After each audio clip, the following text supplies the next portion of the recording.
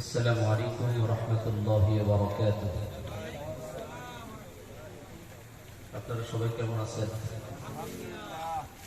যারা বাহিরে অবস্থান করছেন, আমি বিনীত অনুরোধ করছি, মেহেরবানি করে অযথা সময় নষ্ট না করে আল্লাহর কোরআনের মাহফিলের শান ও ইজ্জত রক্ষার্থে কোরআনের ময়দানে এখানে চলে আসুন।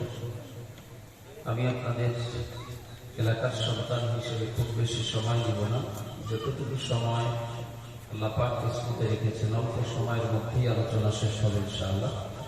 আমি চাই অল্প সময়ে আপনাদের সকলের উপস্থিতিতে কোরআন এবং হাদিসের আলোচনায় কিছু কথা রাখার আল্লাহ যেন তৌফিক দান করেন। পড়েন আমিন।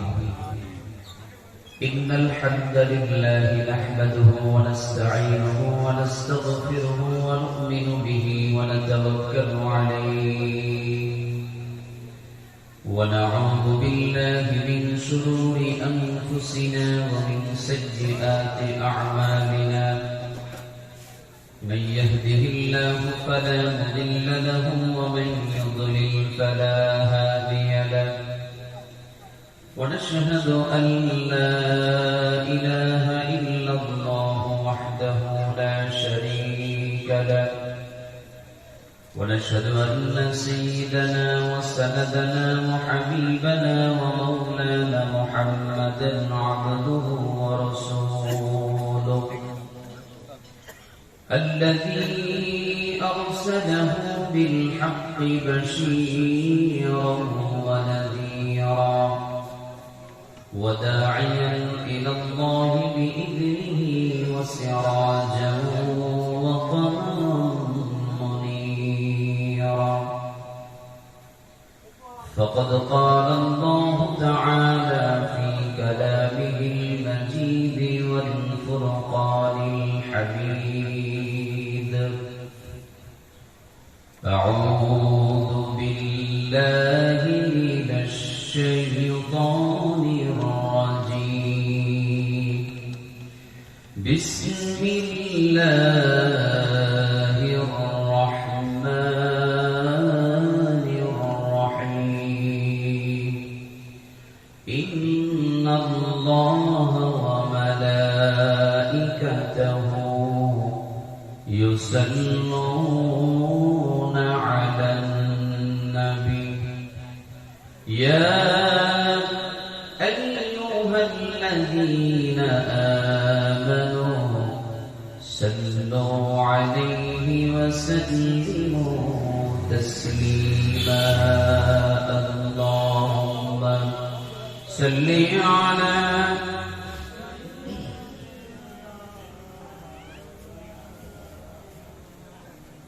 وعلى آل سيدنا مولانا محمد رسول مربالو بشر رسول مرالو وشر رسول مرپم বিরহের মূল আলোচনা রসুল আমার কাজে করবি অনুপ্রেরণা রসুল আমার ভালোবাসা রসুল আমার আশা রসুল আমার প্রেম বিরহের মূল আলোচনা রসুল আমার কাজে করবি অনুপ্রেরণা বলগল আলা বিকমালিহি كشف الدجى بجماله حسنت جميع خصاله صلوا عليه জবান একটু বর্ণনা না করে একটু কণ্ঠ ছেড়ে আল্লাহকে ডাক দেন, এই মাহফিলটা বরকতময় হয়ে যাবে। জবান খুলে প্রাণ খুলে সামনের দিকে একটু মহব্বতের সাথে আগে বসেন। তাহলে আর পরবর্তীতে কষ্ট দিব না। পেছনে যারা আসবে তারাও বসার সুযোগ পাবে। আসেন একটু সামনের দিকে আগে বসেন আর প্রাণ উজাড় করে দিয়ে একটু আল্লাহকে ডাক দেন, লা ইলাহা ইল্লাল্লাহ, লা ইলাহা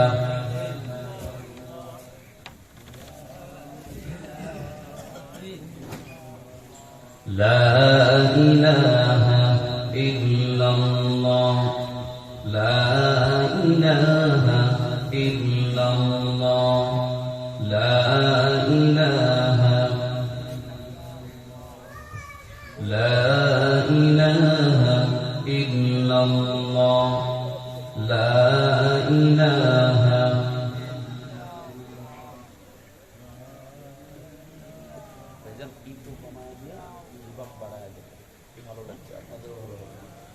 لا إله إلا الله، لا إله إلا الله، لا إله إلا الله، لا إله إلا الله محمد رسول الله صلى الله عليه وسلم।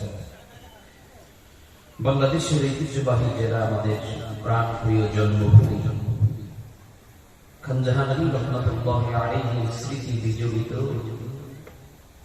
বাগেরহাট জেলার সদর থানাধীন বিষ্ণুপুর যুব সমাজ এর উদ্যোগে আয়োজিত ৭ম বার্ষিক 2 দিনব্যাপী ঐতিহাসিক তাফসীরুল কোরআন মাহফিলের সম্মানিত প্রধান মেহমান, অত্র ইউনিয়নের সম্মানিত অভিভাবক, ৪ নং বিষ্ণুপুর ইউনিয়ন পরিষদের সম্মানিত চেয়ারম্যান মহোদয়, এমডি মাসুদ রানা বাবুল ভাই, আল্লাহ তাআলা অত্র ইউনিয়নের যোগ্য খাদেম হিসেবে চেয়ারম্যান মহোদয়কে কবুল করুন, পড়েন আমিন। আজকের মাহফিলের প্রধান বক্তা, প্রধান আকর্ষণ প্রখ্যাত মুফাসসির কোরআন, সারা বাংলার আলোচিত সারা জাগানো বক্তা, বিশিষ্ট আলেমে দ্বীন জনাব হযরত মাওলানা আশরাফুজ্জামান আল আজাদি। আল্লাহ তাআলা যেন হুজুরকে সুস্থ শরীরে আমাদের মাঝে এসে প্রাণ খুলে কোরআন এবং হাদিসের আলোচনায় আমাদেরকে সঠিক দিক নির্দেশনা দেওয়ার তৌফিক যেন আল্লাহ তাকে দান করেন, পড়েন আমিন। আজকের মাহফিলের সম্মানিত সভাপতির আসন গ্রহণ করেছেন বন্ধুগণ আলেমে দ্বীন, অত্র এলাকার কৃতি সন্তান, আপনার আমার প্রিয় মানুষ জনাব হযরত মাওলানা আল আমিন সাইফি। আল্লাহ তাআলা যেন তাকেও কোরআনের যোগ্য দাঈ ইলাল্লাহ হিসেবে কবুল করেন, পড়েন আমিন। আজকের মাহফিলের ইন্তেজামিয়া কমিটি সহ বিশেষ করে অত্র এলাকার যুব সমাজ, যেই যুবকদের জন্য এই ময়দানে গানের কনসার্ট করা, নৃত্যের আসর বসানো, গাজী থেকে শুরু করে মেলা, অপসংস্কৃতির বিভিন্ন কাজ করা যুবকদের জন্য একেবারেই সহজ ছিল, ঠিক কিনা? এই যুবকেরা এ জাতীয় কোন কাজ না করে সরাসরি আল্লাহর কোরআনের প্রতি ভালোবাসা উজাড় করে দিয়ে তাফসীরুল কোরআন মাহফিলের আয়োজন দীর্ঘ 7 বছর যাবত চলমান হয়ে আসছে। আপনারা যুবকদের প্রতি খুশি না বেজা? খুশির আওয়াজ আরো বেশি হওয়ার কথা ছিল। সবাই খুশি তো? এরা যদি চাইতো এটা একটি স্কুল ময়দান, এমন না যে মসজিদ প্রাঙ্গণ, মাদ্রাসার প্রাঙ্গণ, এখানে গানের আসর বসানো যাবে না। যুবকদের জন্য এখানে গানের আসর বসানো মোটেও কঠিন ছিল না, ঠিক কিনা? যুব সমাজ একটি সঠিক সিদ্ধান্ত সঠিক সময় নিয়েছে, যে সময় মানুষ কোরআন থেকে দূরে সরে যাচ্ছে, ঠিক সেই মুহূর্তে আল্লাহর কোরআনের তাফসীর প্রচার করে দিশাহারা মানুষদেরকে সতর্ক করার একচ্ছত্র আশায় মহান রব্বে কারীমের মহান সন্তুষ্টি অর্জনের একমাত্র লক্ষ্য এবং উদ্দেশ্যকে সামনে নিয়ে যারা এই সুন্দর আয়োজন করলেন, আমরা প্রত্যেকটা যুবকের জন্য প্রাণ ভরে দোয়া করব আল্লাহ তাআলা যেন সকলকে ইসলামের এক একজন যোগ্য সৈনিক ওমরের মতো কবুল করে নেন। পড়েন আল্লাহুম্মা আমিন। শুকরিয়া জ্ঞাপন করছি সে মহান রব্বে কারীমের দরবারে, যে মহান সত্তা, যে মহান সৃষ্টিকর্তা দুনিয়ার সকল প্রকার যায় ঝামেলা এবং ব্যস্ততাকে উপেক্ষা করে সারাদিনের ক্লান্ত শ্রান্ত শরীর হাড় ভাঙা পরিশ্রম কি করতেছে, ধান কাটার মনসুর এত কষ্ট করার পরেও আপনাদের কি কোনো প্রকার দুনিয়াবি লোভ লালসা দেখানো হয়নি? মাহফিলে আসলে পরে কোনো কিছু দেওয়া হবে, টাকা দেওয়া হবে, সম্পদ দেওয়া হবে না, এমন কোনো আশাও দেওয়া হয়নি। তারপরেও প্রত্যেকটা কোরআনের মহব্বতে প্রত্যেকটা যুবক, বৃদ্ধ, আবাল বনিতা, পর্দার আড়ালে আমার মা ও বোনেরা কোরআনের ময়দানে এসে বসে গেল। আসুন আমরা আল্লাহ তাআলার দরবারে শুকরিয়া আদায় করি যে মহান রব আমাদেরকে সেই সুযোগ দানে ধন্য করেছেন। জোরে বলেন আলহামদুলিল্লাহ। পড়ছি রব্বানা লাকাল হামদ হামদান কাসীরান তাইয়িবান মুবারাকান ফীহি ইয়া রাব্বি লাকাল হামদ কামা ইয়ানবাগি লিজালালি ওয়াজহিকা ওয়া আযীমি সুলতানিক। সম্মানিত দিনী ভাইরা, নির্ধারিত সময়ের মধ্যে যেহেতু এটি তাফসীর মাহফিল, তাফসীরের হক আদায় করে দেওয়ার জন্য আমরা সরাসরি কোরআন থেকে যতটুকু পারি, আমি আমার অযোগ্যতায়, আমি আমার ক্ষুদ্র মেধায় ভাঙা কণ্ঠে চেষ্টা করব আপনাদেরকে নিয়ে কোরআন থেকে কথা বলার। আপনারা রাজি সবাই? এটি গল্প ক্ষেত্রে বলে কস করার জায়গা না, এটার প্রয়োজনীয়তাই নেই।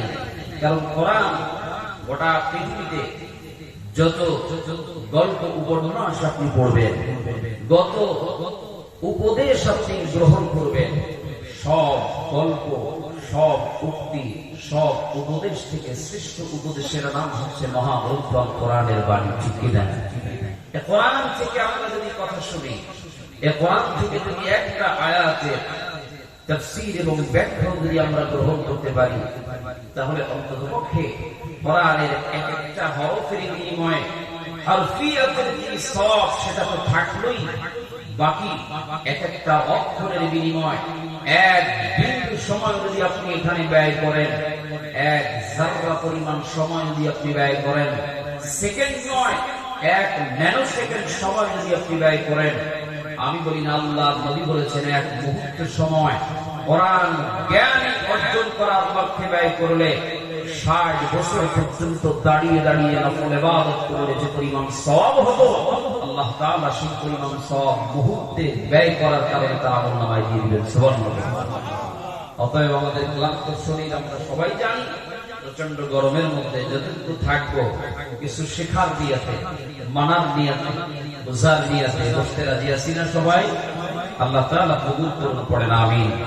আল্লাহ পাক এই মাহফিলকে কিয়ামতের দিন আমাদের সকলের জন্য নাজাতের ওসিলা বানিয়ে দিন। পড়েন আল্লাহুম্মা আমিন। আপনারা কি বাড়ি থেকে নিয়াত করে আসছেন নাকি যে কথা তো বলবোই না, চুপ করে বসে থাকবেন? কি বলে, রাগ করছে না মনে করে? না, একটু জবাব করে আওয়াজ দিলে আমি মনে করবো যে আপনারা আমার কথাগুলো বুঝতে পারছেন। এতটুকু, আর কিছু না। যদি আওয়াজ দিলে বক্তারা কেন বলে, আর কোনো উদ্দেশ্য না, বক্তাকে খুশি করার জন্য না, খুশি হবেন তো আল্লাহ, কিন্তু এটার উদ্দেশ্য হচ্ছে এই যে আপনারা যে আমার কথাগুলো শ্রবণ করছেন বা বুঝতে পারছেন বা সমর্থন যদি জানিয়ে থাকেন, তাহলে এর একটা সংকেত আমি পাবো ইনশাআল্লাহ। কণ্ঠ ছেড়ে আওয়াজ দিতে পারবেন না ইনশাআল্লাহ? আল্লাহ কবুল করুন। পড়েন আমি ভূমিকায় কোনো কথা না বলে, সময় নষ্ট না করে, কোরআন কারীমের একটি ছোট্ট সূরা সূরাতুল লাহব থেকে আমরা আজকে তাফসীর শুনবো। যতটুকু সময় নির্ধারিত সময়ের মধ্যে পারি আমরা এখান থেকে কথা বলবো। বলেন ইনশাআল্লাহ। আবার জোরে বলেন ইনশাআল্লাহ। তাফসীরের কতগুলো নিয়ম আছে, সব নিয়মগুলো আমরা আসলে মাঠে ময়দানে পালন করাটা এটা আমাদের জন্য কষ্টকর হয়ে যায়, কিন্তু যতটুকু সম্ভব, যতটুকু সুযোগ, এতটুকু আমাদের পালন করা উচিত। কি বলেন? করার জন্য তেলাওয়াত করা, তারপরে তেলাওয়াতের সরল অনুবাদ করা, ব্যাখ্যাবাদে সরল অনুবাদ করা, এরপরে শান নুজুল নাজিলের প্রেক্ষাপট, এরপরে পর্যায়ক্রমে ব্যাখ্যা এবং তাফসীর, সর্বশেষ এখান থেকে আমরা কি শিক্ষা নিয়ে বাড়িতে যাব এর একটা সিদ্ধান্ত নিয়ে যাওয়া, শিক্ষাগুলো বাড়িতে নিয়ে যাওয়া। সম্মানিত দিনী ভাইরা, তাফসীরুল কোরআন মাহফিলের প্রয়োজনীয়তাটা এজন্যই বেশি, আমি এতটুকু না বলে পারছি না। সেটা হলো এই, দেখুন আমি একটি ছোট্ট সূরা আজকে আপনাদের জন্য বাছাই করেছি। এর কারণ হলো আমি বিশ্বাস করি এখানে সকলে সূরা লাহাব সবাই কম বেশি পারেন। এই সূরাতুল লাহাব একটা আয়াতে যদি আপনি আজকের ময়দান থেকে বুঝে বাড়ি নিতে পারেন, নামাজের জন্য যখন আমরা দাঁড়িয়ে যাই, স্বভাবতই সাধারণ মুসল্লি যারা আমরা ছোট ছোট সূরা দিয়ে নামাজের মধ্যে তেলাওয়াত করি, ঠিক না? সৌদি আরবে যারা হজ অথবা উমরার জন্য জীবনে একবার হলেও সুযোগ পেয়েছেন, তারা হয়তো আমার সাথে একমত হবে। আমি গুনাহগারেরও একবার আল্লাহ তাআলা সুযোগ করে দিয়েছেন। স্বচক্ষে বাস্তবে সশরীরে না গেলে তাকে বুঝানো যাবে না সারা রাত ওয়াজ করেও কি জায়গা। যখন মক্কাতুল মুকাররমা এবং মসজিদে নববীতে যখন ইমাম খতিব সাহেবের তেলাওয়াত শুরু হয়ে যায়, তখন কিছু কিছু মানুষের চোখ দিয়ে অথরে পানি ঝরতে থাকে, কান্না করে। আমি একটু সহজ আপনাদের কাছে প্রশ্ন রাখতে চাই, বলেন তো কেন কান্না করেন? তারা কোরআনের অর্থ বুঝে। বাঙালি সাধারণ মুসল্লি যারা, তারা অনেক সময় ওদের কান্না দেখে, ওরা তো কান্না আসি না, ওদের দিকে তাকায় থাকে, ওরা কান্দে কেন? আমরা তো বাংলাদেশে কোনোদিন নামাজীদের কান্দতে দেখি না, কি কর? ওরা অবাক হয়ে যায়। আর খোদ সৌদি আরবের যারা আল্লাহ ভীরু, অথবা যারা সৌদি না হোক, যে কোনো রাষ্ট্রের যখন কোরআনের অর্থ বুঝে, একে তো তেলাওয়াতের এমন মধু, এরপরে যখন অর্থ বুঝে জাহান্নামের আয়াতগুলো যখন সামনে আসে, হাসরের ময়দানের আয়াতগুলো যখন সামনে আসে, কবরের আয়াতগুলো যখন সামনে আসে, দরদর করে চোখের পানি ছেড়ে দেয়। ও ভাই, কোরআন আমরা শুধু ফজিলত বর্ণনা করে করেই জীবনটা পার করে দেই। কোরআন খতম করলে এটা তো সওয়াব, হ্যাঁ সওয়াব তো আল্লাহ তাআলা খুশি হয়ে যেটা দিবেন এটা আপনি পাবেনই। কিন্তু যদি কোরআনের শান আস্বাদন করতে হয়, কোরআনের পরিপূর্ণ মজা উপলব্ধি করতে হয়, তাহলে এমন তাফসীর মাহফিল অবশ্যই প্রয়োজন। কারণ এখান থেকে একটা আয়াতের তাফসীর যদি আপনি বুঝে যান, জানি একটা আয়াতের তাফসীর আপনার মনে থাকবে না, 1 ঘন্টার আলোচনা আপনি মনে রাখতে পারবেন না, মুখস্থ হবে না, কিন্তু এর মধ্যে আল্লাহ তাআলা কি বুঝাতে চাচ্ছেন, নামাজে যখন দাঁড়িয়ে যাবেন, একটা আয়াতের সরল অনুবাদ যদি আপনার মনে নাও থাকে, এই আয়াতের মর্মার্থগুলো আপনার চোখে কানে ভেসে উঠবে। কথা বলেন ঠিক কিনা? তখন নামাজের মধ্যে আয়াতের মজা এমনিতেই চলে আসবে, ঠিক কিনা? চলুন আমরা তাফসীরের দিকে অগ্রসর হওয়ার জন্য প্রথমত তেলাওয়াত করছি সূরাতুল লাহাব। আউযু বিল্লাহি মিনাশ শাইতানির রাজীম। বিসমিল্লাহির রাহমানির রাহিম।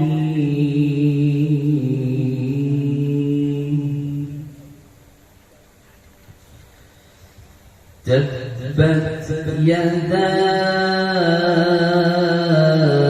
أبي لهب وتب ما أغنى عنه ماله وما كسب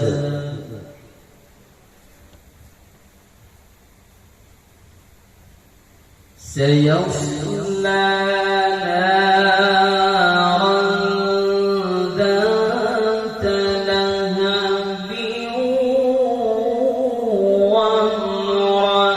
وامرأته حمالة الحطب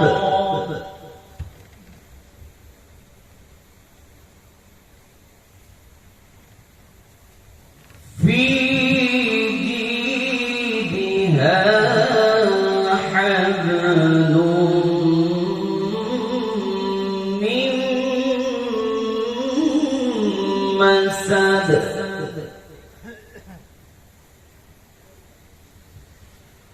سيصلى نارا ذات لهب وامرأته حمالة الحطب في جيدها حبل من مسد صدق الله العظيم ইরশাদ হচ্ছে ধ্বংস হোক আবু লাহাবের দুই হাত এবং ধ্বংস হোক সে নিজেও, তার সম্পদ এবং তার উপার্জিত কোন কিছুই তার কোন কাজে আসেনি। অচিরেই সে লেলিহান আগুনে প্রবেশ করবে, অর্থাৎ জাহান্নামের অগ্নিকুণ্ডে সে প্রবেশ করবে। এবং তার স্ত্রীও যে নাকি কাঠ বহন করত, সর্বশেষ ওই স্ত্রীর ব্যাপারে কোরআন বলছে তার গলদেশে খেজুরের রশি দিয়ে পাকানো এক প্রকার শক্ত রশি বা মালা ঝুলানো থাকত, সেটি জাহান্নামের মধ্যেও তাকে ওই রশিকে লম্বা করে তাকে বেঁধে জাহান্নামের মধ্যে নিক্ষেপ করা হবে। এ ছিল আজকের তেলাওয়াতকৃত আয়াতে কারিমা এবং সাবলীল অনুবাদ। তেলাওয়াত এবং সাবলীল অনুবাদ দিয়ে পরিপূর্ণ কোরআন বোঝা সম্ভব নয় বলেই তাফসীরের প্রয়োজনীয়তা এবং তাফসীর বোঝা দরকার। নাজিলের প্রেক্ষাপট সম্পর্কে আমরা একটু জেনে আসি। চলুন, কেন সূরাতুল লাহাব আল্লাহ পাক নাজিল করলেন, কোন প্রেক্ষাপটে নাজিল হলো, কেন নাজিল হলো? নবী করিম সাল্লাল্লাহু আলাইহি ওয়াসাল্লাম দ্বীনের দাওয়াতের জন্য যখন বের হলেন, মক্কার অলিতে গলিতে যখন ছুটে বেড়াচ্ছেন, দিশেহারা মানুষদেরকে যখন সঠিক পথের দিকে আহ্বান করছেন, মানুষগুলো নবীজির দাওয়াত গ্রহণ করছে না, বরং উল্টো যারাই নবীজিকে এতদিন নিজের প্রাণের থেকে বেশি ভালোবাসত, নিজের জীবনের চেয়ে বেশি ত্যাগ যে মানুষটার জন্য করে এসেছে, ওই মানুষগুলো, ওই আপন মানুষগুলো রাসূলকে তুচ্ছ তাচ্ছিল্য করতে আরম্ভ করে দেয়। রাসূলের দাওয়াত কাজে বাধা প্রদান হয়ে শক্তিশালী বাধার প্রাচীর করে তোলে। সর্বশেষ রাসূলের উপরে তারা বিভিন্ন তহমত দিয়ে ক্ষান্ত হয়নি, বাধা দিয়ে ক্ষান্ত হয়নি, জুলুম এবং নির্যাতনের স্টিমরোলার আমার পেয়ারা নবীজি উপরেও চালাতে থাকে। সম্মানিত দিনী ভাইয়েরা, ইসলামের এই মহান দায়িত্ব পালন করতে গিয়ে পৃথিবীতে যত নবী রাসূল এসেছেন, সব নবী রাসূল নির্যাতনের শিকার হয়েছেন। আমাদের নবীজিও তার ব্যতিক্রম মোটেই নয়, বরং তার উপরে নির্যাতনের মাত্রা ছিল ভয়াবহ। রাসূল করিম সাল্লাল্লাহু আলাইহি ওয়াসাল্লামের উপরে যখন এমন ভাবে নির্যাতনের মাত্রা বাড়তে থাকে, আল্লাহর নবী, বিশ্ব নবী জনাবে মুহাম্মদুর রাসূলুল্লাহ সাল্লাল্লাহু আলাইহি ওয়াসাল্লাম তখন দাওয়াতি কাজকে বন্ধ করে দেন নাই, যে মানুষগুলো আমার আপন মানুষগুলো পর হতে চলেছে, আপন মানুষগুলো আমার শত্রু হয়ে যাচ্ছে, বন্ধুগুলো শত্রুতে রূপান্তরিত হচ্ছে, অতএব এই কাজটাকে একটু গোপন করে দিই, অথবা এই কাজ থেকে আমি একটু কিছুদিনের জন্য ফিরে আসি না। আমরা এই সূরা থেকে, যদিও ছোট্ট সূরা, কিন্তু আজকে এখানে বাছাই করার পেছনে একটি দারুণ উদ্দেশ্য আছে। আমরা এখান থেকে অনেকগুলো শিক্ষা বের করতে পারবো, আপনারা যদি একটু মনোযোগ দেন। সেটা হলো এই, আমরা প্রায় একটা কথা লোকমুখে শুনে থাকি এবং বলি, আমরা নিজেরাই বলি যে হিকমত অবলম্বনের কথা আল্লাহ পাক বলেছেন, কৌশল অবলম্বনের কথা আল্লাহ পাক বলেছেন, সুতরাং যখনই দেখবা যে তুমি জুলুমের শিকার হচ্ছ, কৌশল অবলম্বন করো। হ্যাঁ, সত্য কথা, কিন্তু আমরা এই কৌশল অবলম্বন বলতে বুঝি দাওয়াতি কাজকে বন্ধ করে দেওয়া। যে কাজ করলে বাধা আসবে ওই কাজটাকে বন্ধ করে দেওয়া, এটাই হচ্ছে আমাদের কৌশল দিয়ে আমরা বোঝাতে চাই। বরং না, কৌশল হচ্ছে কোন ভাবে আসবে। আল্লাহ নবী বিশ্বনবী সাল্লাল্লাহু আলাইহি ওয়াসাল্লাম বলছেন, যখন তুমি হাত দিয়ে এটাকে দমন করতে না পারবে তখন চলে আসবে তোমার বক্তব্যের মাধ্যমে। যখন তুমি বক্তব্য দিয়েও এটা বন্ধ করতে না পারবে, খারাপ কাজ থেকে বিরত রাখতে না পারবে, তখন তুমি চলে যাবা অন্তরের ঘৃণার দিকে। এই ঘৃণা মানে খারাপ কাজকে অ্যাভয়েড করে যাওয়া নয়, অন্তর থেকে পরিকল্পনা করা কেমনে এই কাজটাকে আরো সুন্দরভাবে এটাকে বন্ধ করা যায়, দাওয়াতি কাজটাকে কিভাবে আরো সম্প্রসারিত করা যায়, এটার পরিকল্পনা অন্তর দিয়ে তোমরা করবে। সম্মানিত দিনী ভাইরা, আল্লাহ নবী সাল্লাল্লাহু আলাইহি ওয়াসাল্লাম যখন দাওয়াত দিতে লাগলেন, একটা পর্যায়ে মানুষগুলো যখন ফিরে যাচ্ছে, তখন রাসূল সাল্লাল্লাহু আলাইহি ওয়াসাল্লাম চিন্তায় বিভোর হয়ে গেলেন। কারণটা কি? এই মানুষগুলো কি আমাকে অবিশ্বাস করে, আমাকে অনাস্থা করে, মানুষগুলো কি আমাকে অপছন্দ করে? অথচ রাসূল কারীম সাল্লাল্লাহু আলাইহি ওয়াসাল্লামকে আল আমিন বা as-সাদিকুল আমিন উপাধি দিয়েছিল নবুয়তের পরে নয়, বরং নবুয়তের আগে। মুসলমান কোন সাহাবীরা দেয় নাই, বরং মক্কার কাফের কুরাইশই as-সাদিকুল আমিন উপাধি দিয়েছিল নবীজিকে। নবীজিকে তারা এতটা বিশ্বাস করতে লাগলো। আমার প্রিয় ভাইয়েরা, আল্লাহর নবী দাওয়াতি কাজের ভিন্ন কৌশল অবলম্বন করতে গিয়ে বিশ্ব নবী আমার একেবারে ঠিক কাবার অদূরে, কাবার পাশে সাফা মারওয়া পাহাড়, হাজী সাহেবরা যারা স্বচক্ষে দেখেছেন একেবারেই কাছে। সাফা পাহাড়টাকে এখন হাজীদের শরীরার্থে ভেঙে নিচু করে দেওয়া হয়েছে, সামান্য কিছু স্তম্ভ রাখা হয়েছে স্মৃতি হিসেবে। আর সাফা পাহাড় অনেক উঁচু ছিল। আল্লাহর নবী আমার সাফা পাহাড়ের উপরে উঠে গেলেন। তাফসীরে তাবারি থেকে বলছে এবং তাফসীরে নূরুল কোরআনের মধ্যে উল্লেখ করা হয়েছে, সূরাতুল লাহান খুলে দেখবেন আল্লাহর নবী আমার সাফা পাহাড়ের উপরে উঠে গেলেন। সাফা পাহাড়ের উপরে উঠে ডাক দিলেন, ইয়া সাবাহা, চিৎকার করতে লাগলেন।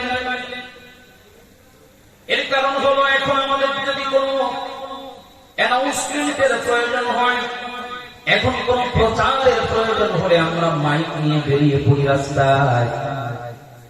মোবাইলের মাধ্যমে, ইন্টারনেটের মাধ্যমে একটা সংবাদ মুহূর্তের মধ্যে ছড়িয়ে দেওয়া যায়। কথা বলেন ঠিক কিনা? তৎকালীন সময়ে এমন কোন আধুনিক যন্ত্র না থাকার কারণে আল্লাহর নবী, বিশ্ব নবী শুধু নয়, বরং মক্কার একটা রীতি ছিল, একটা প্রথাই ছিল, যখন কোন মানুষ বিপদের সম্মুখীন হবে অথবা কোন মানুষকে যখন জড়ো করার প্রয়োজন হবে, উঁচু কোন স্থানে গিয়ে চিৎকার করলে মানুষ বুঝতে পারবে লোকটা বিপদে পড়েছে। সব লোকগুলো একত্রিত হয়ে যাবে লোকটাকে বিপদ থেকে মুক্তি দেওয়ার জন্য, বিপদ থেকে রক্ষা করার জন্য। আল্লাহর নবী সেই কৌশলটাকে অবলম্বন করার জন্য সাফা পাহাড়ে উপরে উঠে গেলেন। সাফা পাহাড়ে উঠে ডাক দিলেন, ইয়া সাবাহা, ইয়া সাবাহা। কোন কোন বর্ণনায় এসেছে ইয়া আব্দে মানাফ বলে ডাকলেন, আবার কোন কোন বর্ণনায় এসেছে ইয়া কুরাইশ বলে ডাকলেন। এক একটা গোত্রের নাম ধরে ধরে আল্লাহর নবী ডাক দিলেন। যখন এইভাবে করে ডাকতে লাগলেন, যার কর্ণকুহরে রাসূলের কণ্ঠের আওয়াজ চলে গেছে, সবাই টের পেয়ে গেছে, চিনে গেছে, এ তো আর কারো কণ্ঠ নয়, এ হলো মুহাম্মদুর রাসূলুল্লাহর কণ্ঠ। সবাই চিনে ফেলেছে, এ তো আর কারো কণ্ঠ নয়, এ তো রাহমাতুল লিল আলামিনের কণ্ঠ। যার কানে যখন আওয়াজ চলে গেছে সাথে সাথে সে অবস্থায় কাজ কাম ফেলে দিয়ে যে অবস্থায় ছিল সে অবস্থান থেকে দৌড়ে চলে গেছে মুহাম্মদ সাল্লাল্লাহু আলাইহি ওয়াসাল্লাম না জানি কি বিপদের সম্মুখীন হইল। সাফা পাহাড়ের কিনারায় সবাই ভিড় জমিয়ে গেছে, গিয়ে দেখছে যে সাফা পাহাড়ের উপরে বিশ্বনবী আমার চিৎকার করছে ইয়া সাবাহা বলে, ইয়া সাবাহা বলে। গ্রহণযোগ্য মত হচ্ছে ইয়া সাবাহা রাসূল বলেছিলেন।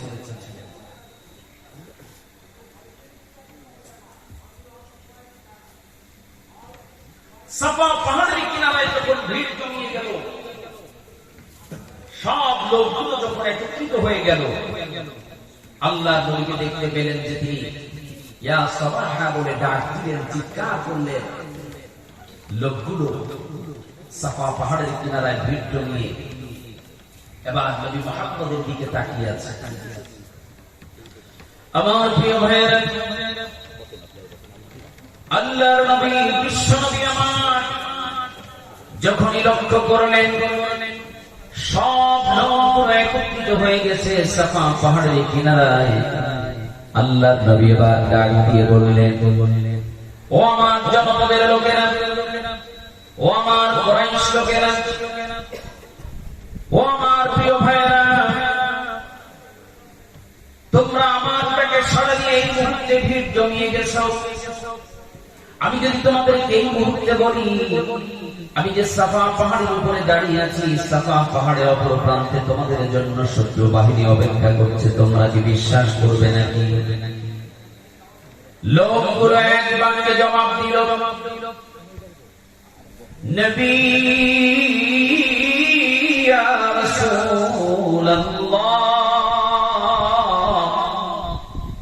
জিন্দেগিতে তোমার মুখ থেকে কোনদিন মিথ্যার লেশ মাত্র পাই নাই। ও নবী, তোমার মুখ থেকে কোনদিন মিথ্যার ঘ্রাণ পর্যন্ত পাই নাই। মুহাম্মদের শুধুমাত্র তাই নয়, 40টা বছর পর্যন্ত তুমি নবুয়তের দায়িত্ব পাও নাই। নবুয়ত দায়িত্ব প্রাপ্ত হওয়ার আগে 40টা বছর পর্যন্ত আমরাই তো তোমাকে আস-সাদিকুল আমিন উপাধি দিয়েছি, আমরাই তো তোমাকে আল আমিন উপাধি দিয়েছি, চরম সত্যবাদী উপাধি তো আমরাই তো তোমাকে দিয়েছি। অতএব তোমাকে কেন অবিশ্বাস করব? ও নবী মুহাম্মদ, তুমি যদি এই মুহূর্তে বলো আমাদের জন্য সাফা পাহাড়ের অপর প্রান্তে আমাদের জন্য শত্রু বাহিনী অপেক্ষা করছে, আমরা অবশ্যই সেটাকে বিশ্বাস করব, কারণ তুমি কোনোদিন মিথ্যা বলতে পারো না। আমার প্রিয় ভাইয়ের, আমার দিকে মনোযোগ দিন। আল্লাহর নবী বিশ্ব নবী এবার ডাক দিয়ে বললেন, ও আমার জনপদের লোকেরা, যদি বিষয়টা তাই হয়ে থাকে, তোমরা যদি আমার কথাকে বিশ্বাস করে থাকো, তবে আমি রাসূলুল্লাহ এই মুহূর্তে বলে দিচ্ছি, সাফা পাহাড়ের অপর প্রান্তে যদি দুনিয়ার কোন শত্রু থাকে, সে তোমার কতটুকু ক্ষতি বা সাধন করতে পারবে? দুনিয়ার ক্ষতি নয়, বরং আমি তোমাদেরকে ডাকতেছি পরকাল জীবনের ক্ষতির থেকে বাঁচার জন্য। তোমরা যদি এই মুহূর্তে ফিরে আসো, যদি একমাত্র কালেমার দাওয়াতকে গ্রহণ করো, এক রবের রুবুবিয়্যতকে বিশ্বাস করে মেনে নিতে পারো, কেবলমাত্র আল্লাহর প্রতি ঈমান আনতে পারো, আমি মুহাম্মদ তোমাদের ভাই, তোমাদের জনপদের লোক, আমি তোমাদের কাছে ওয়াদা করলাম, আজ যদি এই কঠিন অন্তিম মুহূর্তে দাঁড়িয়ে আল্লাহর প্রতি ঈমান রাখতে পারো, আমি বিশ্ব নবী কিয়ামতের দিন তোমাদের জন্য সুপারিশ করে জান্নাতে নিয়ে যাব।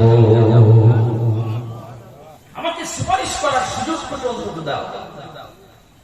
তোমরা গুনাহ করো, এটা পরের ব্যাপার, অথচ বেঈমান হয়ে কবরে যেও না। আল্লাহর নবী যখন ডাকতে লাগলেন, এইভাবে করে কালেমার দাওয়াত দিতে লাগলেন, লোকগুলো যারা বেঈমান ছিল রাসূলের উপরে ক্ষিপ্ত হয়ে উঠল, আর ইয়া সাবাহ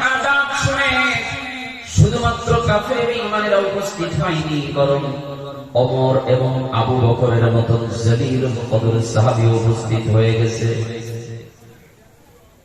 সাহাবী যারা ভালোবাসেন রাসূলকে প্রাণের চেয়ে বেশি, বেঈমানদের ক্ষিপ্ত হওয়া দেখে তারাও রাগে ক্ষিপ্ত হয়ে গেছে। রাসূল যদি অনুমতি দেয় এই মুহূর্তে কাফেরদেরকে টুকরা টুকরা করে দেওয়ার জন্য প্রস্তুত আছে সাহাবায়ে কেরাম। আল্লাহ নবী ডাক দিয়ে যখন বললেন, কালেমার দাওয়াত দিলেন, কাফের বেঈমানেরা ক্ষিপ্ত হতে লাগলো। একটা পর্যায়ে রাসূলের আপন চাচা আবু লাহাব ডাক দিয়ে বলল, তাব্বাত লাকা ইয়া মুহাম্মদ, তাব্বাত লাকা ইয়া মুহাম্মদ, আলি হাদা জামাআতানা। ও মুহাম্মদ, তুমি ধ্বংস হয়ে যাও, এজন্যই কি তুমি আমাদেরকে একত্রিত করেছো এখানে? বদদোয়া করছে কাকে? রাসূলকে। কে করছে? আবু লাহাব। গ্রাম বাংলায় একটা কথা বলে, চীনের দোয়াই বিল শুকায় না। কথা কোন ঠিক কি না? বদদোয়া করছে রাসূলকে নিয়ে। বদদোয়া এবং দোয়া উভয় কবুল করার মালিক যিনি, তিনি কে? বদদোয়া করলেই বা না করলেই বা কবুল করবেন কে? আমার প্রিয় ভাইরা, আবু লাহাব রাগে ক্ষোভে ক্ষিপ্ত হয়ে এবার বলছে, তাব্বাত লাকা ইয়া মুহাম্মদ, আলি হাদা জামাআতানা। ধ্বংস হয়ে যাও মুহাম্মদ, এজন্যই কি তুমি আমাদেরকে ডেকেছো এখানে? আল্লাহর নবী চাচা আবু লাহাবের কথা শুনে থমকে দাঁড়িয়ে গেলেন, কোন জবাব দিলেন না। কারণ জবাব দেওয়ার জন্য মালিক একজন আছে না। আমি আগেই বলেছি, ছোট্ট সূরা, সূরা লাহাব দেখতে ছোট হলেও থেকে প্রত্যেকটা বিষয় থেকে আমাদের জন্য শিক্ষা আছে। শিক্ষাগুলো বাড়িতে নিয়ে যান। আল্লাহর নবী ওই সময় জবাব দিতে পারতেন এবং তার সাথে সাহাবায়ে কেরামও জবাব দিতে পারতেন। আল্লাহ নবী কোনো জবাব না দিয়ে চুপ থাকলেন, কারণ যতক্ষণ পর্যন্ত বান্দা চুপ থাকবে কারো গালি শুনে, ততক্ষণ পর্যন্ত আল্লাহর পক্ষ থেকে ওই বেঈমানকে গালির জবাব স্বয়ং আল্লাহ দিয়ে দিবে। আর যখন গালির জবাব আপনি নিজেই দিতে শুরু করবেন, আল্লাহর পক্ষ থেকে সাকিনা নাযিল হওয়া বন্ধ হয়ে যাবে। আল্লাহর পক্ষ থেকে আপনার জন্য কোনো সাহায্য আর আসবে না। বলেন তো, আমাদেরকে কেউ যদি গালি একটা দেয়, আমরা কিছু করে থাকি, আর দুইটা না দিলে আমাদের প্রতিশোধ নেওয়া মনে হয় না। পাশের বাড়ির প্রতিবেশী যদি 1 বিঘা আমার পাশে আইন ফেলে, আমি 2 বিঘা না ফেললে আমার ভালো লাগে না। কথা বলেন ঠিক কিনা? কষ্ট নিবেন না। এই রোগে যদি আক্রান্ত থাকেন, আমি কাউকে আক্রমণ করার জন্য বলছি না, শুধুমাত্র রোগগুলো খুঁটে খুঁটে সামনে আনছি যাতে করে ওষুধ দেওয়া যায় জায়গা মতো। শিক্ষাগুলো বাড়িতে নিয়ে যান। আমার প্রিয় ভাইরা ও আমার মারা ও আমার বোনেরা, পাশের বাড়ির কোন মহিলা যদি একটা বেশি কথা তোমাকে বলে যায়, কটু কথা বলে যায়, তারপরের দিন তুমি তাকে 5টা বেশি না বললে তোমার পেটের ভাত হজম হয় না। না না না, বরং রাসূল করিম সাল্লাল্লাহু আলাইহি ওয়াসাল্লামকে যখন গালি দিয়েছে, বদদোয়া করেছে, ধমক দিয়েছে আবু লাহাব, তাব্বাত লাকা ইয়া মুহাম্মদ, ধ্বংস হওয়ার জন্য যখন নবীজির নাম ধরে যখন গালি দিল, বদদোয়া করছে, আল্লাহর নবী থমকে দাঁড়িয়ে গেলেন, কোনো জবাব দিলেন না। কোন বদদোয়া পাল্টা বদদোয়া আল্লাহর নবী করলেন না। আমার আল্লাহ তাআলা আরশে আজিম বরদাস্ত করতে পারেন নাই। পৃথিবীতে বহু কাফের বেঈমান, বহু নাস্তিকবাদী দল স্বয়ং আল্লাহকে অস্বীকার করেছে, আল্লাহকে রব হিসেবে মেনে নিতে পারে নাই। আল্লাহর রুবুবিয়ত নিয়ে খেলা করেছে, তামাশা করেছে। নাস্তিকদের জন্য একদিনের জন্য আল্লাহ পাক তাদেরকে অক্সিজেন দেওয়া বন্ধ করছেন নাকি? তাদের খাবারের দরজা বন্ধ করে দেন নাই, তাদের অক্সিজেন বন্ধ করে দেন নাই, তাদের কোনো কিছুই অন্যান্য নিয়ামতগুলো বন্ধ করে দেন নাই। কারণ আল্লাহ রাব্বুল আলামিন সবকিছু আমাদেরকে যেমন দেন, বেঈমান কাফেরদেরকেও একই ভাবে আল্লাহ তাআলা এই সার্ভিস গুলো ফ্রি দিয়ে যাচ্ছেন। একদিনের অক্সিজেনের মূল্য আজ আপনি বুঝছেন না, করোনাকালীন সময় বুঝে গেছে একদিনের অক্সিজেনের মূল্য কত। কথা বলেন ঠিক কিনা? বহু রোগী অক্সিজেনের অভাবে মারা গিয়েছে। অনেক হসপিটাল গুলোতে অক্সিজেনের বোতল নাই, সিলিন্ডার নাই, বিধায় রোগী ফিরাইয়া দিয়েছে, বাড়িতে আনতে আনতে পথে ইন্তেকাল করেছে। এমন ঘটনা আছে না? অথবা এই মুহূর্তে যদি কোন রোগী থাকে, আপনার হসপিটালে খোঁজ নিয়ে দেখেন, মারাত্মক পর্যায়ে যখন হয়ে যায়, যখন আইসিইউতে ভর্তি করার প্রয়োজন হয়ে যায়, মাত্র 24 ঘন্টা আইসিইউতে বিল চলে আসে 30 থেকে 40,000।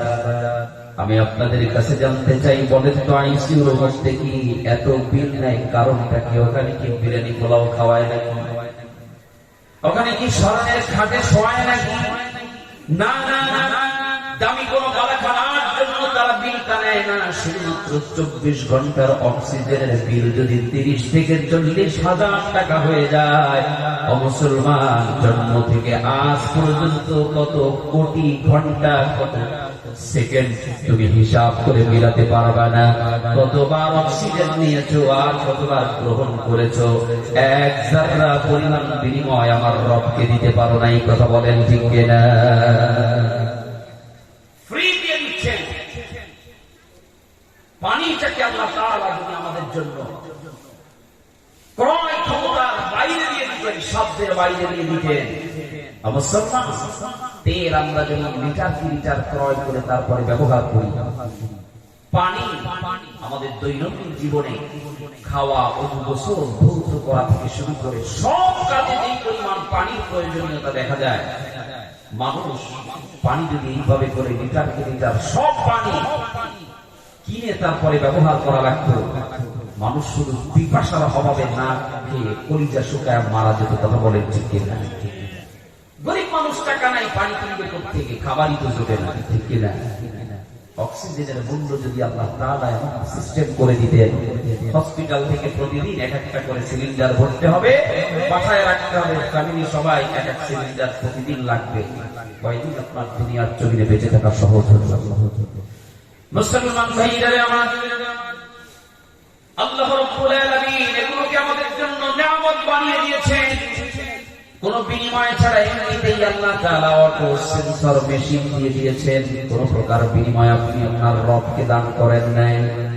আমার প্রিয় ভাইরা, যখন আল্লাহর নবী বিশ্ব নবী আমার কাফের বেঈমানদের কোন বদদুয়ার পাল্টা বদদুয়া করলেন না। আল্লাহর নবী থমকে দাঁড়িয়ে গেলেন।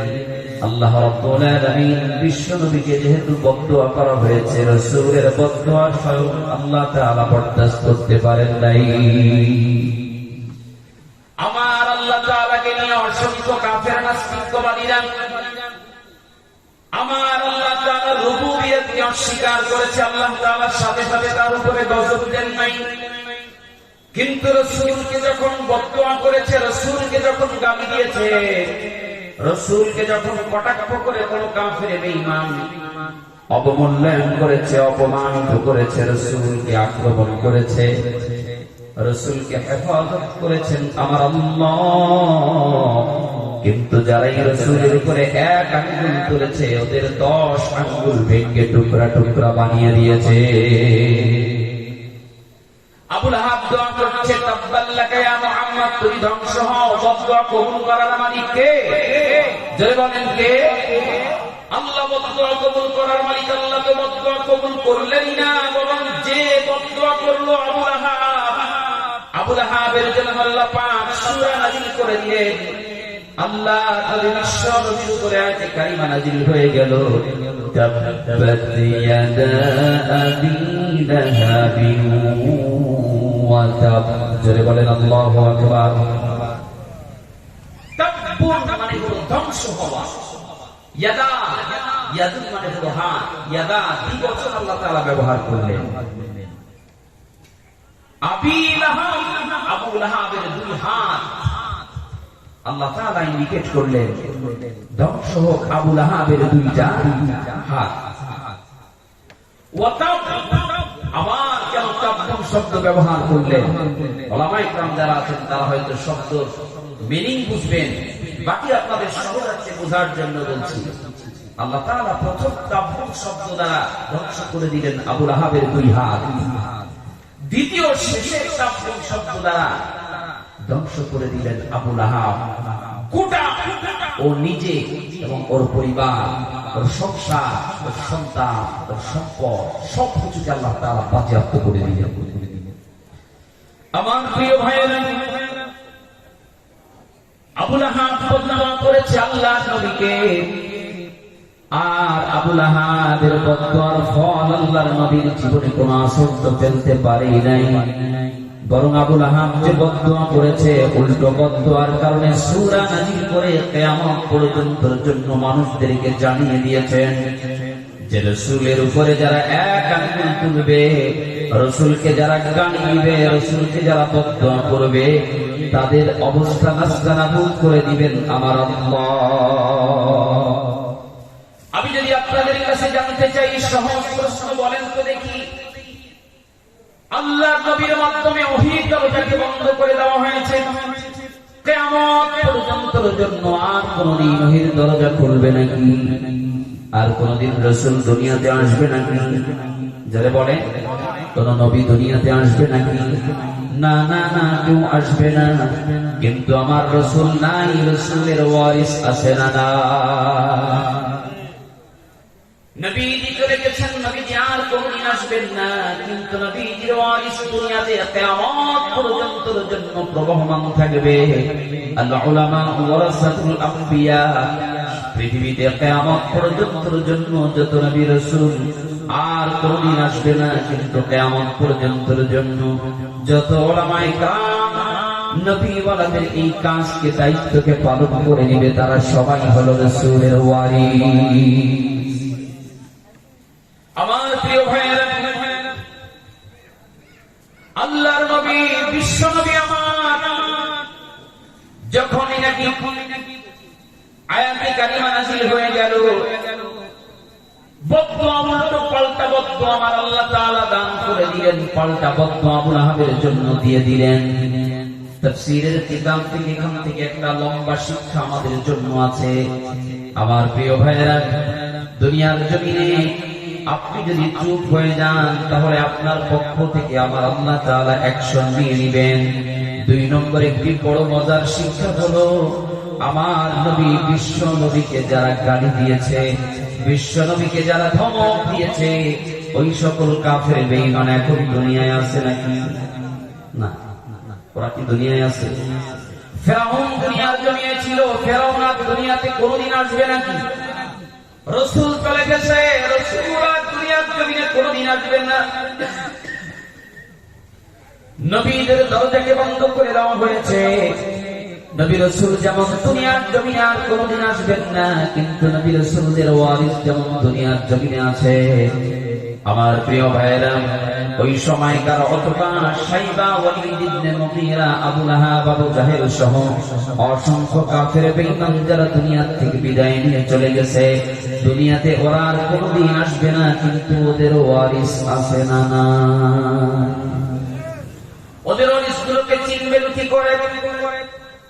তৎকালীন সময়ে রাসূলের পথে বাধা দিয়েছিল যে সকল কাফের, দাওয়াতি কাজে দ্বীনের জন্য যারা বাধা প্রদান করেছে, ওদের চরিত্রের মধ্যে যেই সমস্ত খারাপ দিকগুলো ছিল, ওদের আচরণের মধ্যে যেই খারাপ দিকগুলো ছিল, আজও কোন মানুষের মধ্যে, কোন মুসলমানদের মধ্যেও যদি কাফের বেঈমানের কোন চরিত্র খুঁজে পাওয়া যায়, নামে মুসলমান হলো, ওর চরিত্র যদি আবু জাহেলের মতো হয়ে যায়, নামে মুসলমান হলে ওর চরিত্র যদি আবু লাহাবের মতো হয়ে যায়, নামে মুসলমান হলে ওর চরিত্র যদি ওয়ালিদ ইবনে মুগীরার মতো হয়ে যায়, তাহলে নাম থাকবে, আইডি কার্ডের মুসলিম পরিচয় থাকবে, কাগজপত্রে মুসলিম থাকলেও, সমাজে মুসলমান পরিচয় থাকলেও, আল্লাহর দপ্তরে সে কাফের বেঈমানদের চরিত্রের সামঞ্জস্যতা থাকার কারণে ওরা ওদের ওয়ারিস হিসেবে গণ্য হয়ে যাবে। আমার প্রিয় ভাইয়েরা, ওদের ওয়ারিস যেমন দুনিয়াতে আছে, আবার নবী রাসূল চলে গেছে, নবী রাসূলদের ওয়ারিস দুনিয়াতে আছে।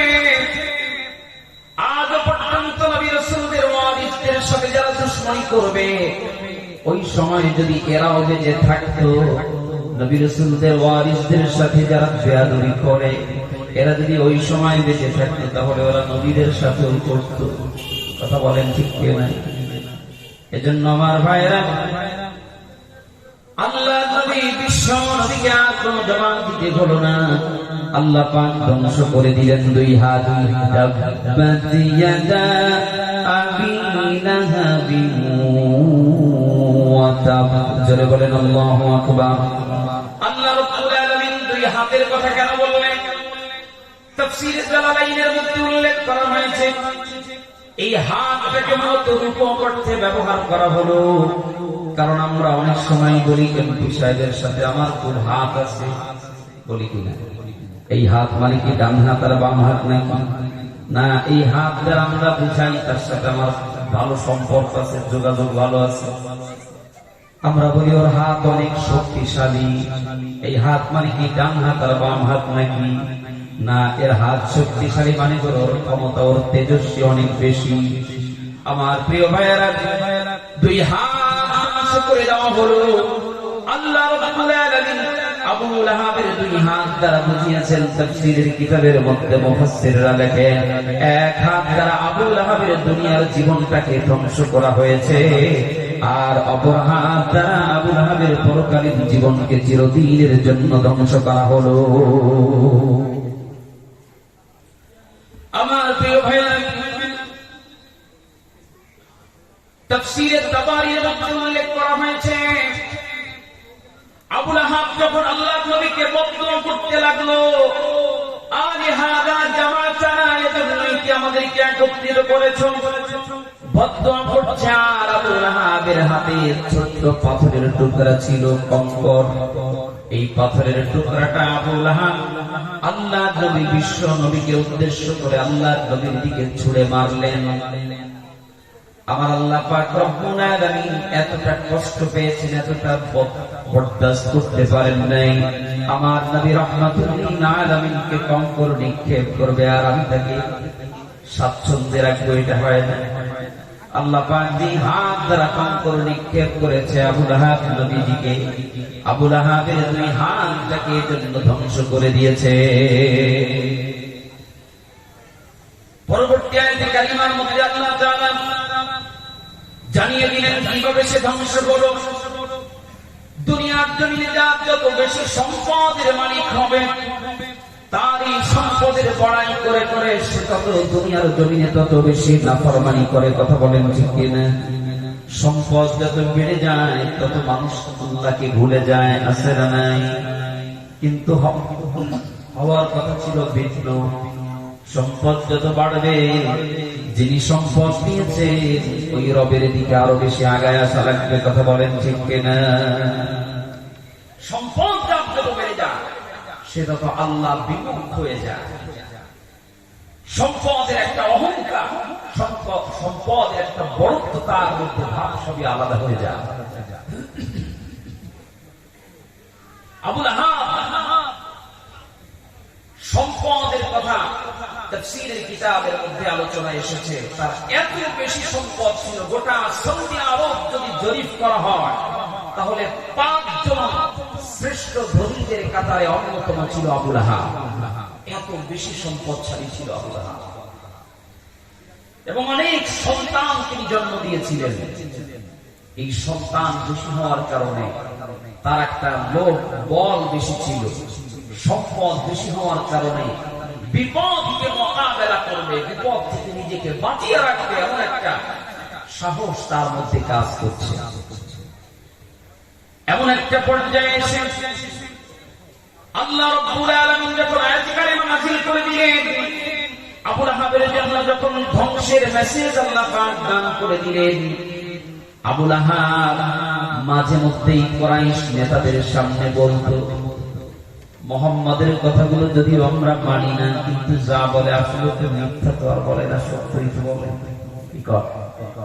অনেকে আমাদেরকে হক কথাগুলো বলার কারণে দলের বিরুদ্ধে চলে যাবে, স্বার্থের বিরুদ্ধে চলে যাবে, এজন্য আমাদেরকে পছন্দ করে না। কিন্তু বালিশে মাথাটা লাগিয়ে চিন্তা করবে, আমাদেরকে যতই ঘৃণা করবেন আর অপছন্দ করবেন, আমাদেরকে যতই মামলা হামলার ভয় দেখাবেন, বালিশে মাথাটা লাগিয়ে চিন্তা করবেন কথাটি কি আমি বলছি, আমার কথা না আল্লাহর কথা। কথাগুলো সত্য না মিথ্যা একবার চিন্তা করলে আপনার বিবেক জাগ্রত হয়ে যাবে। আবু লাহাব নেতাদের সামনে বসে মাঝে মধ্যেই বলতো, আবু লাহাব বলে বসত, মুহাম্মাদের কথাগুলো যদি আমরা মানি না, মুহাম্মাদের উপরে যদি আমরা নির্যাতন চালাই, কিন্তু আসলে মুহাম্মদ যা বলে কথা তো আর খারাপ বলে না, কথা তো সত্যই বলে। এবার যখন আবু লাহাবের ধ্বংসের জন্য আয়াতে কারিমা নাযিল হয়ে গেছে, আবু লাহাব এবার বলে উঠছে, মুহাম্মদ যা বলে সত্যই বলে। মুহাম্মাদের কথা যদি সত্য হয়ে থাকে, আমার জন্য যদি ধ্বংস হয়ে যায়, তাহলে আমি বলে দিলাম আমার জমানো যত সম্পদ আছে, আমার যে সকল সন্তানগুলো রয়েছে, আমার সন্তান এবং আমার সম্পদ দিয়ে কিয়ামতের দিন আল্লাহ পাক যদি আমাদেরকে ধ্বংস করে দেয়, আমার পরিবার বর্গকে ধ্বংস করে দেয়, আমাকে যদি আল্লাহ তাআলা ধ্বংস করে দেয়, আমি ওই বিপদের সম্মুখীন হয়ে গেলে আমার ওই বিপদের মুহূর্তে বিপদের মোকাবেলা করার জন্য আমি সম্পদগুলোকে দাঁড়িয়ে দিব, সন্তানগুলোকে দাঁড়িয়ে দিব, সম্পদগুলোকে হাজির করে দিব, আমি যেন বিপদ থেকে মুক্তি পেয়ে যাই। বিপদ যখন সামনে চলে আসবে, বিপদ থেকে বাঁচানোর মালিক কে? যারা বলেন কে? আবু লাহাব বলছে, কিয়ামতের দিন আমি যদি বিপদের সম্মুখীন হই, সম্পদ আর সন্তান দিয়ে আমি বিপদকে মোকাবেলা করব। বলেন তো, যেদিন বিপদের সম্মুখীন হয়ে যাবে, সম্পদ যদি দেওয়া হয়, আমার রব যদি সম্পদ কবুল না করে, বিপদ থেকে বাঁচানোর মালিক কেউ আছে নাকি? আমাদের এমন চিন্তা অনেকেই আছে, আমার তো অনেক সম্পদ আছে, আমার মৃত্যুর পর আমার খুঁটি খুঁটি বাটি ধরে রাখার জন্য সন্তান আছে, অতএব আমি বিপদে পড়লে আমার এই বিপদ থেকে মুক্তি পাওয়ার জন্য আমার সম্পদগুলোই যথেষ্ট। মুসলমান ভাইরা আমার, বিপদ থেকে বাঁচাবেন যিনি, বিপদ থেকে রক্ষা করবেন যিনি, ওই রবের জন্য যখন আপনি কাজ করতে আরম্ভ করে দিবেন, দুনিয়ার জমির সম্পদ যদি আপনার নাও থাকে, সন্তান যদি নাও থাকে, নিঃসন্তান হলেও বিপদ থেকে বাঁচিয়ে দেওয়ার মালিক হলো আমার আল্লাহ। আবু লাহাব যখন এমন কথা বলে বসছেন, কোরআনুল কারীমের পরবর্তী আয়াতে কারীমা আল্লাহ তাআলা নাযিল করে দিলেন, মা আযনা আনহু মালুহু ওয়া মা কাসাব। আবু লাহাব রে, তুই তোর সন্তান আর সম্পদ দিয়ে বিপদের মোকাবেলা করবি, আমি আল্লাহ পাক রব্বুল আলামিন তোর সম্পদ আর সন্তানগুলোকে চিরদিনের জন্য বাতিল ঘোষণা করে দিলাম।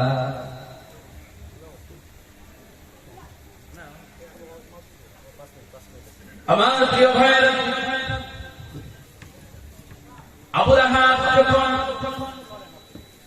এমন চিন্তা নিয়ে বসে আছে, আমার বিপদ থেকে আমি রক্ষা পাবো সন্তান দিয়ে, সম্পদ দিয়ে, আল্লাহ রাব্বুল আলামিন সম্পদ এবং সন্তানগুলোকে বাতিল করে দিয়ে, বাজেয়াপ্ত করে দিয়ে যখন আয়াতে কারিমা নাযিল করে দিলেন, মা আযনা আনহু মালুহু ওয়া মা কাসাব। যারা বলেন আল্লাহু আকবার।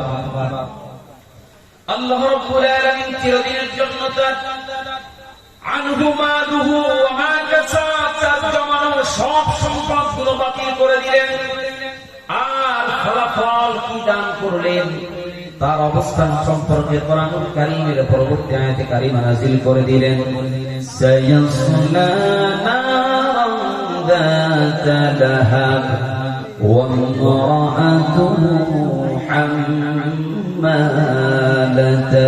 হাতাব। জোরে বলেন আল্লাহু আকবার। আল্লাহ তাআলা দুনিয়াকে ধ্বংস করে দিলেন দুই হাত দ্বারা, ইহকাল এবং পরকাল দুইটা জগৎকে ধ্বংস করে দিলেন।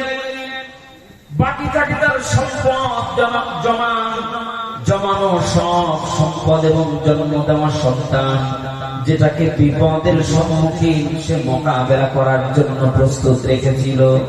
সব সন্তান এবং সম্পদকে যখন আল্লাহ তাআলা বাজেয়াপ্ত করে দিলেন, সর্বশেষ আল্লাহ তাআলা ফলাফল কি হবে তাও জানিয়ে দিলেন।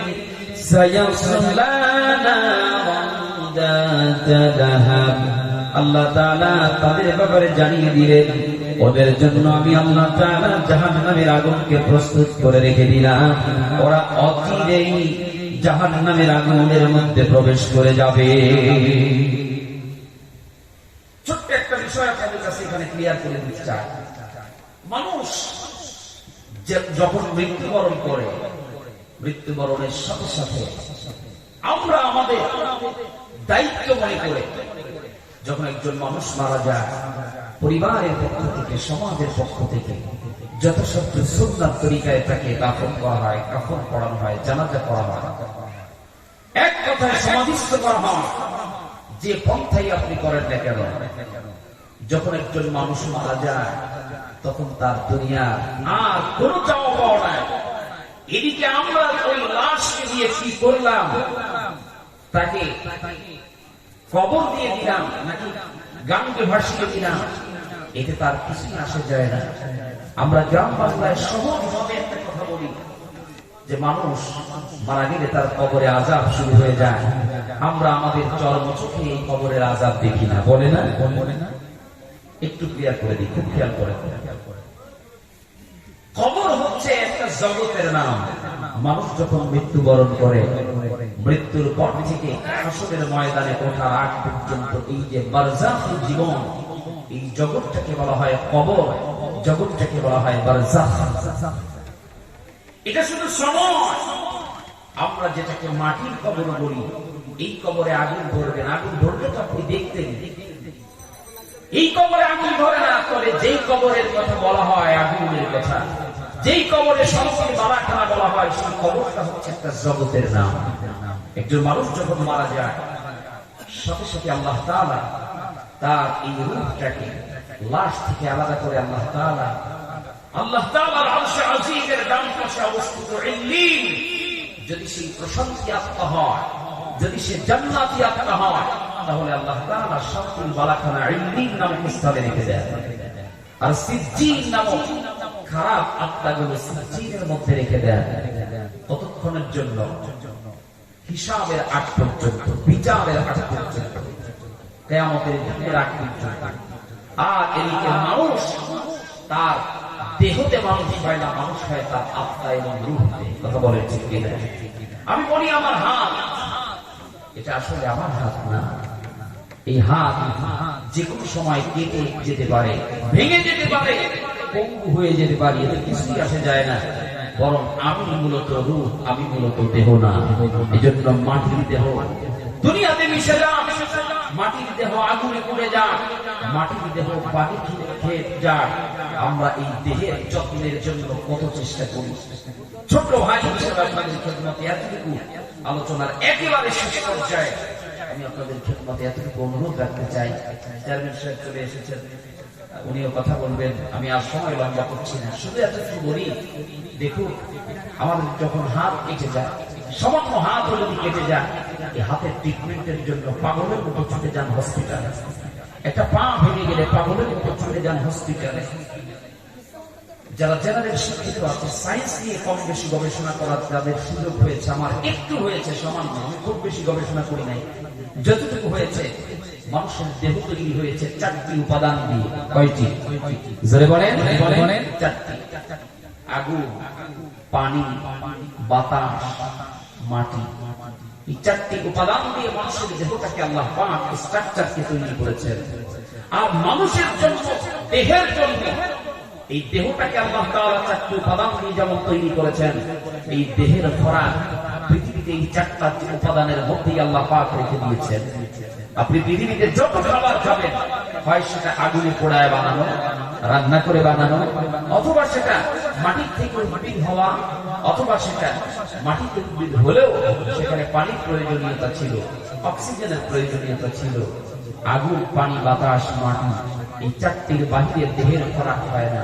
কিন্তু আমি যদি আপনাদের কাছে জানতে চাই, বলেন তো দেহ তৈরি হয়েছে 4টি উপাদান দিয়ে, এর খাবারও 4টি উপাদানের মধ্যে রেখে দিয়েছেন, রূহ তৈরি হয়েছে কি দুনিয়ার জমিন থেকে নাকি আরশে আজিম থেকে? এই রূহেরও খোরাক আছে। মাটির থেকে যেমন দেহটা তৈরি করা হয়েছে, এই মাটির দেহের জন্য খোরাক দুনিয়ার জমিনে এই চারটা উপাদানের মধ্যে আল্লাহ পাক রেখে দিয়েছেন। আবার রূহটা দুনিয়ার জমিন থেকে তৈরি হয় নাই, যার কারণে দেহ তৈরি হয়েছে জমিন থেকে, দেহ তৈরি হয়েছে দুনিয়ার জমিনের চারটি উপাদান দিয়ে। আবার এই দেহ খেয়ে ফেলবে, ধ্বংস করবে, মিশিয়ে দিবে, নিঃশেষ করে দিবে চারটি উপাদানের মাধ্যমে। হয় সে লোকটা পানিতে ডুবে মারা যাবে, মিশে যাবে পানির সঙ্গে, অথবা সে লোকটা আগুনে পুড়ে মারা যাবে, মিশে যাবে আগুনের সঙ্গে, অথবা লোকটা কবরে রাখা হবে, মিশে যাবে মাটির সঙ্গে। যেভাবেই হোক তাকে এই চারটা উপাদান থেকে তৈরি, আবার এই চারটা উপাদান থেকে তার দেহের খোরাক, আবার সর্বশেষ এই চারটা উপাদানের সঙ্গে তাকে মিশিয়ে দেওয়া হবে। যে পদ্ধতিতেই হোক তাকে মিশে যেতেই হবে, ঠিক কিনা বলেন? আর রূহটা এই চারটি উপাদান দিয়ে তৈরি নয়, বরং রূহটা তৈরি করেছেন স্বয়ং আল্লাহ। এই রূহ দুনিয়ার থেকে আসে নাই, রূহ এসেছে আরশে আজিম থেকে। আবার যখন আমাদের থেকে রূহটাকে আলাদা করে দেওয়া হবে, এই রূহ দুনিয়াতে পড়েও থাকবে না, এই রূহটা ঠিকই আরশে আজিমে রব্বে করিমের দরবারে পৌঁছে যাবে। এই দিনে যাক অথবা সিজ্জিনে যাক, জান্নাতে যাক অথবা জাহান্নামে যাক, স্বর্গে যাক অথবা নরকে যাক, যেখানেই যাক এই রূহ দুনিয়াতে পড়ে থাকবে না, রূহ চলে যাবে আল্লাহর দফতরে। ও আমার প্রিয় ভাইরা, আমি আলোচনার একেবারে শেষ পর্বে এসে আপনাদের খেদমতে এতটুকু বলতে চাই, দেহের খোরাকের জন্য আপনি খাবার দিচ্ছেন, দেহটাকে সুস্থ রাখার জন্য আপনি পানি পান করছেন, দেহের সুস্বাস্থ্যের জন্য সুষম খাবার খাচ্ছেন, পুষ্টিকর খাদ্য খাচ্ছেন, কিন্তু রূহ যে আরশে আজিম থেকে এসেছে, দেহের খোরাক তো দুনিয়াতে হচ্ছে, রূহ তো আরশে আজিম থেকে এসেছে, এর খোরাক তো আরশে আজিম থেকেই এসেছে। ঠিক কিনা? এই রূহের কিছু খোরাক আছে না? না, এই রূহের খোরাক গুলো আমাদের দেওয়া দরকার।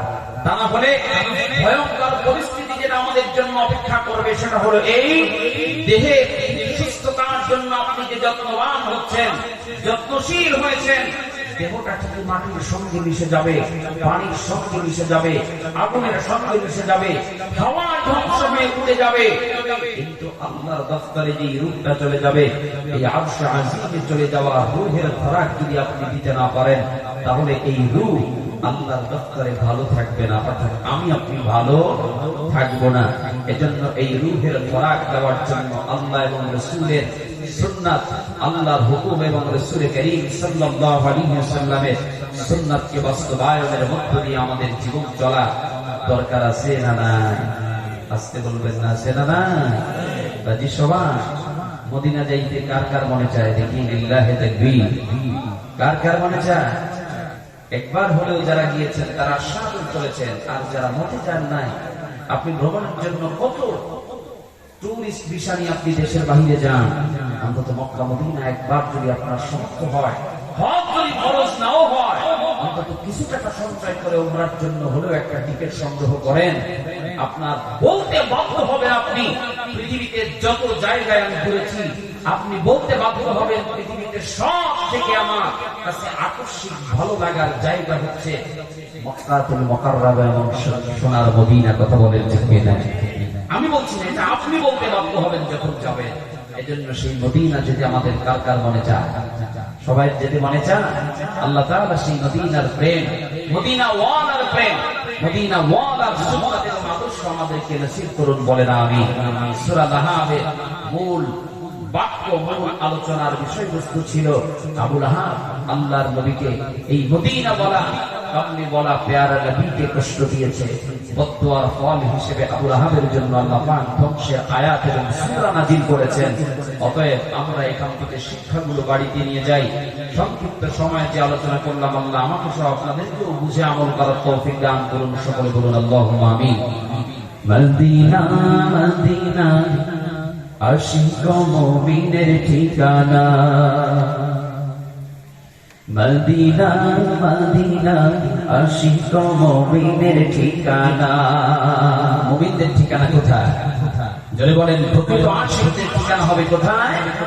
মদিনা মদিনা আশিক মুমিনের ঠিকানা মদিনা মদিনা আশিক মুমিনের ঠিকানা মদিনা মদিনা আশিক মুমিনের ঠিকানা দিদার চেয়ে কাঁদো তোমরা দিদার চেয়ে কাঁদো তোমরা যাও গো নবীর দিওয়ানা মদিনা মদিনা আশিক মুমিনের ঠিকানা মদিনা মদিনা আশিক মুমিনের ঠিকানা হাজার হাজার সাহাবী নয়ন ভরে দেখলো নবীজি হাজার হাজার সাহাবী নয়ন ভরে দেখলো নবীজি হাজার হাজার সাহাবী নয়ন ভরে দেখলো নবীজি শতবার দেখিয়াও তবু শতবার দেখিয়াও তবু তৃপ্তি তাদের হলো না মদিনা মদিনা আশিক মুমিনের ঠিকানা মদিনা মদিনা আশিক মুমিনের ঠিকানা নবীর প্রিয় সাহাবী হযরত আবু বকর সিদ্দিক নবীর প্রিয় সাহাবী হযরত আবু বকর সিদ্দিক ভালোবেসে রইল পড়ে ভালোবেসে রইল পড়ে যাইয়া দেখো মদিনায় মদিনা মদিনা আশিক মুমিনের ঠিকানা মদিনা মদিনা আশিক মুমিনের ঠিকানা দিদার চেয়ে কাঁদো তোমরা দিদার চেয়ে কাঁদো তোমরা হও গো নবীর দিওয়ানা মদিনা মদিনা আশিক মুমিনের ঠিকানা মদিনা মদিনা আশিক মুমিনের ঠিকানা মদিনা মদিনা আশিক মুমিনের ঠিকানা আল্লাহ আমাদের সকলের অন্তরে মদিনার প্রেম নসিব করুন বলেন আমিন আল্লাহ তাআলার মহান হুকুমগুলোকে বাস্তবায়ন করে রাসূলের সুন্নাত ও আদর্শের উপরে চলার তৌফিক আমাদেরকে দান করুন আমি আপনাদের ছোট ভাই হিসেবে এলাকার সন্তান হিসেবে আপনাদের কাছে একান্ত দোয়া চাই আমি আপনাদের সবার জন্য দোয়া করছি আজকের অনুষ্ঠানকে আল্লাহ তাআলা কিয়ামতের দিন নাজাতের ওসিলা বানিয়ে দিন ওয়া আখিরি দাওয়ানা আনিল হামদুলিল্লাহি রাব্বিল আলামিন আসসালামু আলাইকুম ওয়া রাহমাতুল্লাহি ওয়া বারাকাতুহু